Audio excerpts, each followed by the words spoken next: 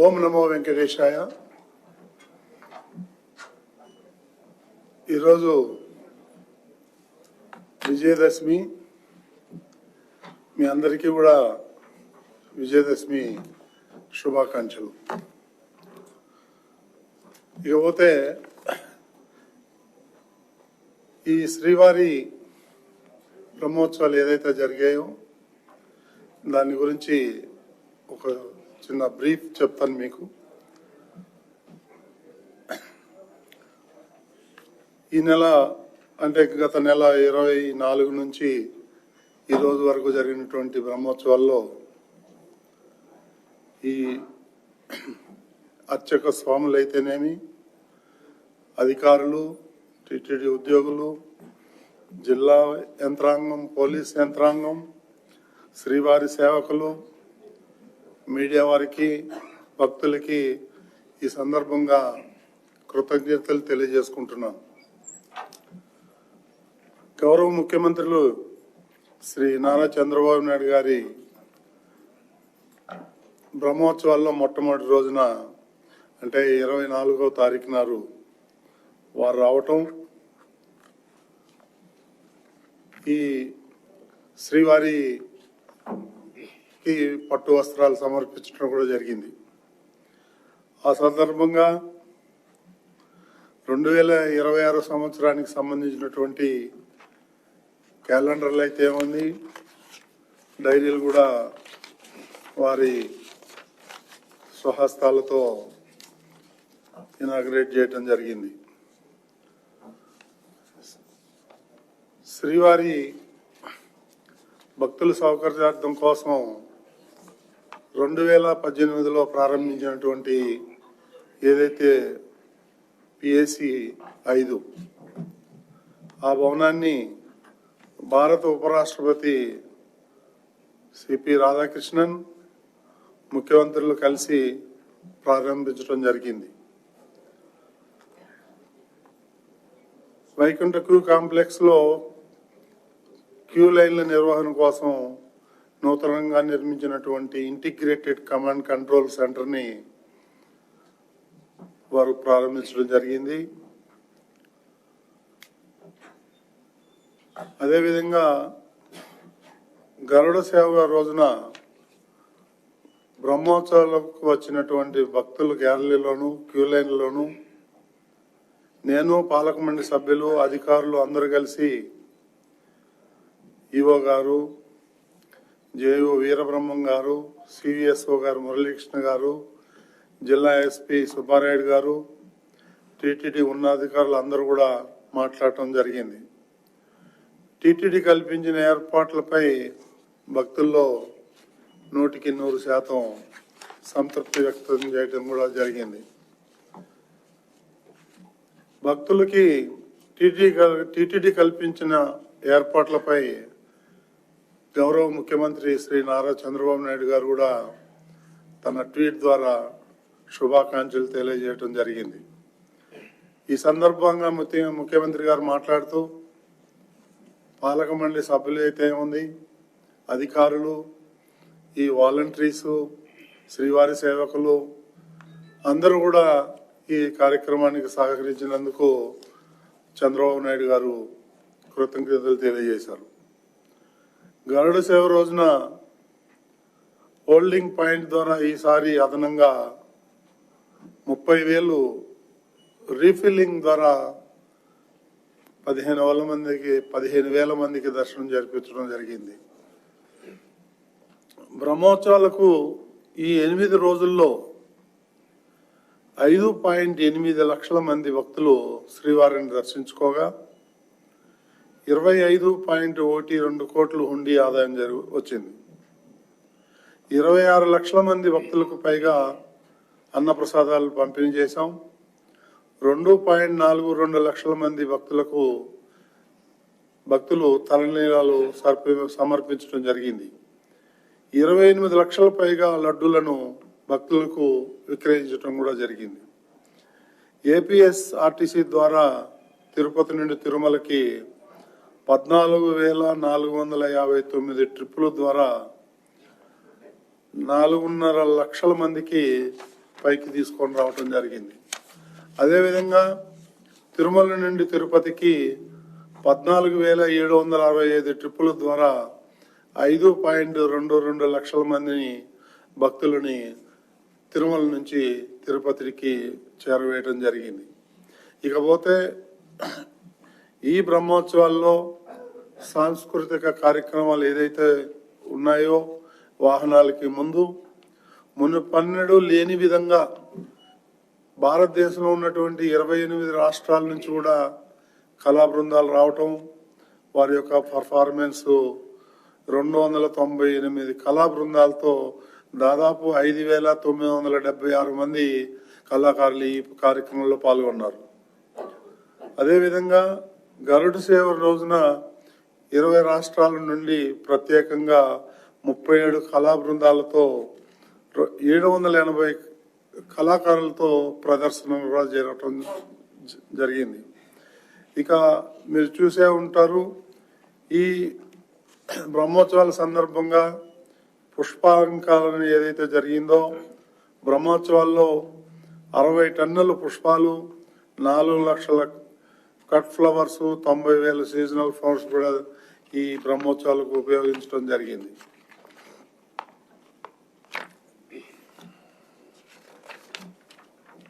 ఇక మీరు చూసే ఉంటారు, మునిపెన్నడు లేని విధంగా ఈ విద్యుత్ దీపాలు ఏదైతే ఉన్నాయో తిరుమల మొత్తం కూడా డెకరేట్ చేయటం జరిగింది. దీనికి కూడా మన ఉన్నటువంటి ఉన్నతాధికారులు కూడా 2-3 నెలల నుంచి వాళ్ళు అహోరాత్రులు శ్రమించి ఈ యొక్క డెకరేషన్ అంతా కూడా చేయటం జరిగింది. వాళ్ళందరికీ కూడా పేరు పేరున ధన్యవాదాలు తెలియజేసుకుంటున్నాను. అదేవిధంగా భక్తులు తిలకించడానికి 36 పెద్ద LED స్క్రీన్లు ఏర్పాటు చేయడం జరిగింది. దాని ద్వారా చాలా మంది భక్తులు ఈ జరిగేటువంటి ప్రోగ్రామ్స్ ఏదైతే ఉన్నాయో అవన్నిలో కూడా వీక్షించడం జరిగింది. SVBC ఛానల్ ద్వారా ప్రపంచవ్యాప్తంగా ఉన్న భక్తులందరికీ కూడా ఈ బ్రహ్మోత్సవాల యొక్క ఉన్నటువంటి HD క్వాలిటీలో SVBC ద్వారా ప్రత్యక్ష ప్రసారం ప్రముఖ పండితులచే వ్యాఖ్యానం చేయిస్తూ టెలికాస్ట్ చేయటం జరిగింది. అదేవిధంగా శ్రీవారి సేవకులు కూడా ఈ సంవత్సరం గణనీయంగా వచ్చారు. బ్రహ్మోత్సవాల్లో లక్షలాది మంది భక్తులకు 3,500 మంది శ్రీవారి సేవకులు విశేష సేవలు అందించడం జరిగింది.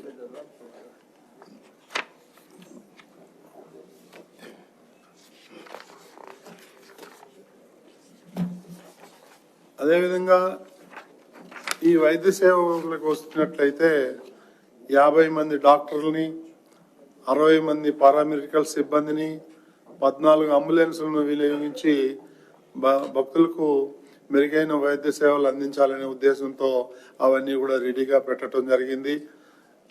అదృష్టవశాత్తు ఎలాంటి ఇన్సిడెంట్ జరగకుండా, ఎవరికి ఏమి ఇబ్బందులు లేకుండా ఇది సక్రమంగా నిర్వర్తించడం కూడా జరిగింది. ఎవరికి ఎలాంటి ఇబ్బందులు కూడా జరగలేదు. ఇక భద్రత విషయం వస్తే బ్రహ్మోత్సవాలకు సుమారు 5,500 మంది పోలీసులు, 1,800 మంది విజిలెన్స్ అధికారులు, గరుడ సేవ రోజున అదనంగా 1000 మంది పోలీసులు వీళ్ళందరూ కూడా విధులు నిర్వర్తించారు. తిరుమల తిరుపతిలో ట్రాఫిక్ సమస్య తలెత్తకుండా ప్రణాళికాబద్ధంగా ఈ పార్కింగ్ అన్ని కూడా ఏర్పాట్లు చేయడం జరిగింది. గరుడ సేవ రోజు పారిశుద్ధ్య కార్యక్రమాలు ఎవరైతే ఉన్నారో వారు 2,800 మంది సిబ్బందితో తిరుమలలో మెరుగైన పారిశుద్ధ్యం, గరుడ సేవ రోజున అదనంగా 650 మంది సిబ్బందితో పారిశుద్ధ్యం పనులు నిర్వర్తించడం జరిగింది. గత 20 సంవత్సరాల నుంచి నేను పర్సనల్గా ఈ బ్రహ్మోత్సవాలకు అటెండ్ అవటం జరిగింది. ఇంత ఘనంగా, ఇంత బ్రహ్మాండంగా ఎలాంటి ఇబ్బందులు భక్తులకు జరగకుండా, అంటే ఇబ్బంది కలగకుండా ఇది మొట్టమొదటిసారి నా ఎక్స్పీరియన్స్ ప్రకారం. కాబట్టి ఎలాంటి ఇబ్బందులు లేకుండా 100% మేము కనీసం నేను కానీ ఈఓ కానీ మా బోర్డు మెంబర్లు అందరూ కూడా గ్యాలరీలోకి వెళ్ళి భక్తుల్ని విచారించడం జరిగింది. వాళ్ళందరూ కూడా 100% సంతృప్తి వ్యక్తం చేయడం జరిగింది. ఏ ఒక్కరు కూడా ఈ అసౌకర్యం అని కానీ ఇది బాగలేదని కానీ కూడా ఎవరు మాకు కంప్లైంట్ ఇవ్వలేదు. అదేవిధంగా భక్తులు ఎవరైతే వచ్చి అన్నప్రసాదాలు ఏదైతే ఉన్నాయో 16 రకాల అన్నప్రసాదాలు తయారు చేసి భక్తులకి ప్రతి 2 గంటలకు ఒకసారి వాళ్ళకి ఇవ్వటం కూడా జరిగింది. కాబట్టి భక్తులందరూ కూడా ఒక 5-6 గంటలు వేచి ఉన్నా కానీ వాళ్ళు ఎలాంటి అసౌకర్యం కలగకుండా వాళ్ళకి అన్ని రకాలైనటువంటి పానీయాలు కానీ తినుబండారాలు కానీ ఇవన్నీ కూడా వాళ్ళకందరికీ ఫ్రీగా ఇవ్వటం జరిగింది. దాని మూలాన ఎటువంటి ఈ చిన్నపిల్లలకు కూడా వాళ్ళకి పాలు, అదేవిధంగా బాదం పాలు ఇవన్నీ కూడా ఇవ్వటం జరిగింది, బిస్కెట్లు ఇవన్నీ కూడా. కాబట్టి ఎలాంటి ఇబ్బందులు జరగకుండా ఈ బ్రహ్మోత్సవాలు ఏదైతే ఉన్నాయో మనందరి సమిష్టిగా, ఏ ఒక్కరిదో కాదు ఇద్దరిదో కాదు, మనందరి సమిష్టిగా పనిచేసిన దానివల్ల మనకి ఈరోజు రిజల్ట్ వచ్చింది. ప్రపంచవ్యాప్తంగా మాకు మెయిల్స్ వస్తున్నాయి, చాలా బ్రహ్మాండంగా జరిగింది, చాలా బ్రహ్మాండంగా జరిగిందని. ఎవరు చూసినా కానీ 2-3 కలిసి మాట్లాడినప్పుడు కూడా మేము అటు నుంచి పోతా ఉంటే మా దగ్గరకు వచ్చి వాళ్ళ సంతృప్తిని వాలంటరీగా వ్యక్తం చేయడం కూడా జరిగింది. కాబట్టి ఈ యొక్క బ్రహ్మోత్సవాలు ఇంత సక్సెస్ జరగటానికి కారణం అందరూ కూడా మన టీటీడీ అధికారులు, మిగిలిన జిల్లా యంత్రాంగం, పోలీస్ యంత్రాంగం, అదేవిధంగా గవర్నమెంట్ ఆఫ్ ఆంధ్రప్రదేశ్, చంద్రబాబు నాయుడు గారు, వీళ్ళందరి సహకారంతో మనం ఈ కార్యక్రమాన్ని దిగ్విజయంగా చేయడం జరిగింది. కాబట్టి మరొకసారి మీ అందరికీ పేరు పేరున మీడియా వాళ్ళకి ప్రత్యేకంగా కృతజ్ఞతలు తెలియజేసుకుంటున్నాను. ఓం నమో వెంకటేశాయ. బ్రహ్మోత్సవాలు సక్సెస్ఫుల్ గా చేసిన దానికి మా అందరి తరపు నుంచి కూడా మీకు అభినందనలు తెలియజేస్తున్నా సార్. మీ అందరికీ థ్యాంక్ యూ. ఓకే అండి, రైట్ సార్.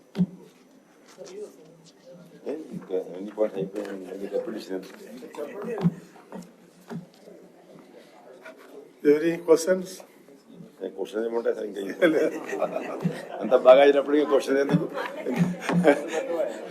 నెక్స్ట్ టైం నుంచి ఉంటాయి క్వశ్చన్. సార్, భవిష్యత్తు అన్నప్రసాదాలు ఇంకా పెంచాలి సార్. భక్తులకి సంఖ్య తగినట్టుగా పెరిగే సంఖ్య ఇంకా పెంచాలి సార్. అందులో ఈ గ్యాలరీలో గరుడ సేవ ముందు రోజు, తర్వాత రోజు కూడా వారికి సేవ చేయాలి సార్. ఈ పాలు, టీ, కాఫీ లాంటివి ఇచ్చే అన్ని సేవలు అందరికీ అందుబాటులో ఉన్నాయి. ఇవి సేవలు లేవు అనేది మాకైతే ఇంతవరకు ఒక్క కంప్లైంట్ కూడా రాలేదు. It is a fact. నేనేం చెప్తా అంటే ఆ సంఖ్య ఏంటిగా ఇంకొంచెం పెరగాలి. ఎందుకంటే దాంట్లో స్టాఫ్ అనేది తక్కువగా ఉంటారు. అక్కడ ఆ రిక్రూట్మెంట్ కూడా చూడాలి సార్. నోటెడ్.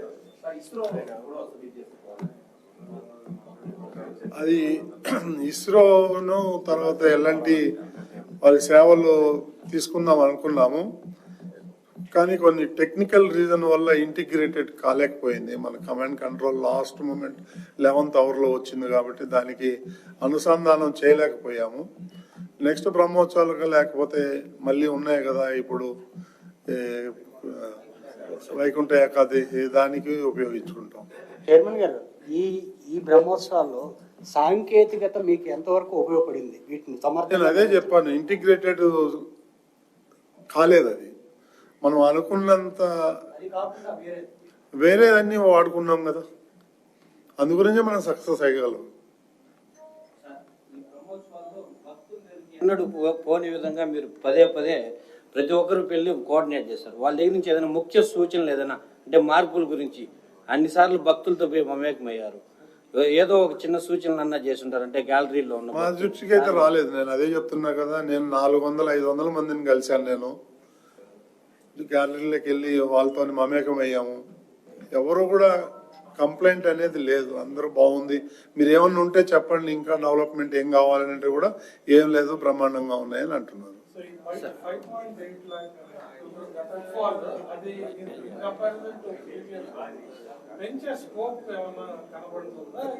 మనం పుష్పాలంకరణ చేయాలన్నా కానీ ప్లేస్ లేదు, ఇంతకన్నా ప్లేస్ మనం చేయలేము. సార్ అదే విధంగా ఓకే అండి, మనకి Thank you very గ్యాలరీలోకి much. చాలా ఫోన్లో పోండి. రద్దీ ఏం తగ్గలేదండి, రద్దీ ఏం తగ్గలేదు. మీకు కంపారిటివ్ స్టేట్మెంట్ లాస్ట్ ఇయర్ ఇప్పటిది ఇప్పుడు మన సిపిఆర్ ఒకరు ఇస్తారు, ఏం తగ్గలేదు. ఇప్పుడు గరుడ సేవ రోజు అవును, అది 8 days కి, నాట్ 9 days. ఇంకొక రోజు కలపాలని, కలిపితే అది కంపారిటివ్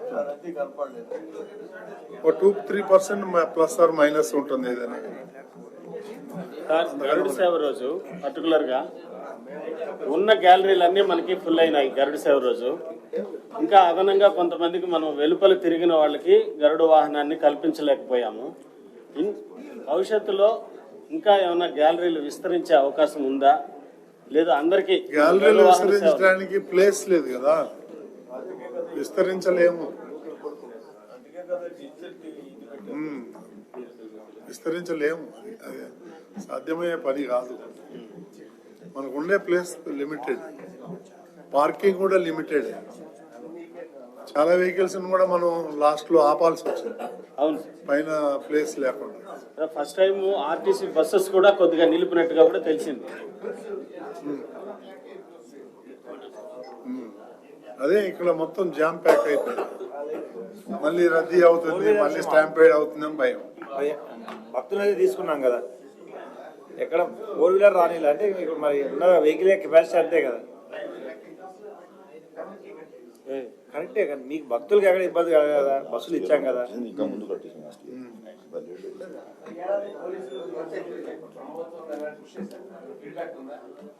ఇది అవును,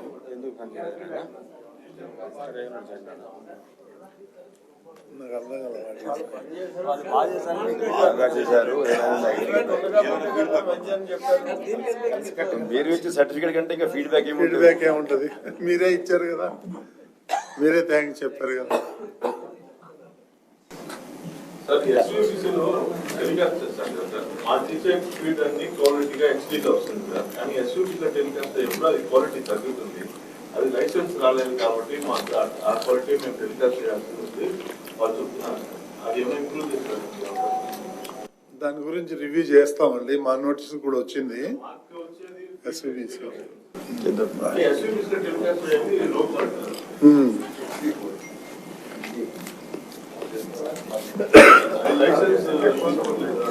చేస్తామండి, 1 week లో దాన్ని రివ్యూ చేస్తాం.